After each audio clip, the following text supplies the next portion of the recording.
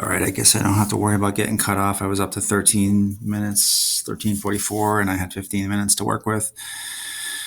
Okay, so this is going to be part 3 of this chapter. So she belched out a stainless steel canister, an old-fashioned lunchbox thermos with a black top. The sides of the thermos were enameled with red and yellow ancient Greek scenes. A hero killing a lion, a hero lifting up Cerberus, the three-headed dog. That's Hercules, I said, but how? Never question a gift, Hermes chided. This is a collector's item from Hercules Busts Heads, the first season. Hercules Busts Heads? Great show, Hermes sighed. Back before Hephaestus TV was all reality programming. Of course, the thermos would be worth much more if I had the whole lunchbox.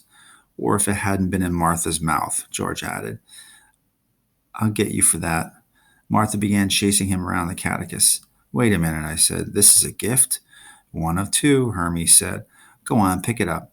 I almost dropped it because it was freezing cold on one side and burning hot on the other. The weird thing was, when I turned the thermos, the side facing the ocean, north, was always the cold side. It's a compass, I said.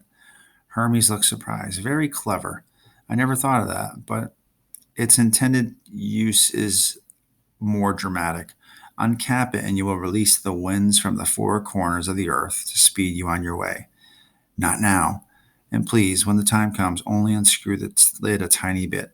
The winds are a bit like me, always restless. Should all four escape at once?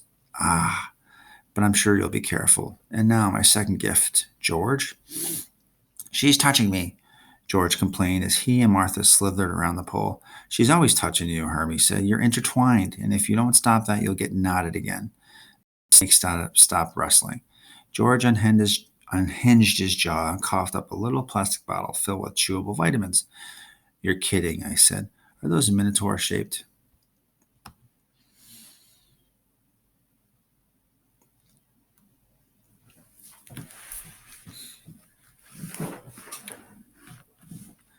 Hermes picked up the bottle and rattled it. The lemon ones, yes. The grape ones are Furies, I think. Are they Hydras?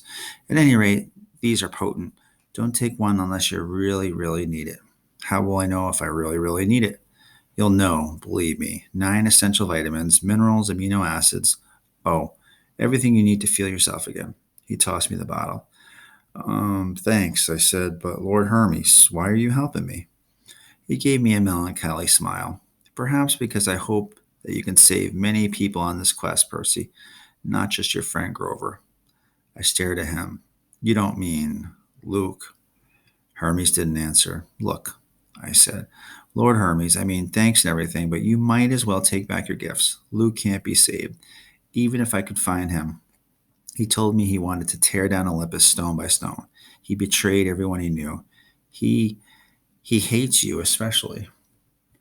Hermes gazed up at the stars. My dear young cousin, if there's one thing I've learned over the eons, it's that you can't give up on your family, no matter how tempting they make it. It doesn't matter if they hate you or embarrass you or simply don't appreciate your genius for inventing the internet. You invented the internet? It was my idea, Martha said. Rats are delicious, George said. It was my idea, Hermes said. I mean the internet, not the rats, but that's not the point. Percy, do you understand what I'm saying about family? I I'm not sure. You will someday. Hermes got up and brushed the sand off his legs. In the meantime, I must be going. You have 60 calls to return, Martha said. And 1,038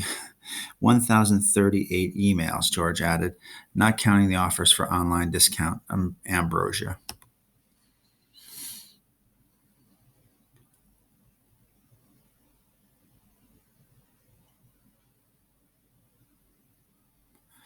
And you, Percy, Hermes said, have a shorter deadline than you realize to complete your quest. Your friends should be coming right about now. I heard Annabeth's voice calling me from the sand dunes. Tyson, too, was shouting from a little bit farther away. I hope I pack well for you, Hermes said. I do have some experience with travel.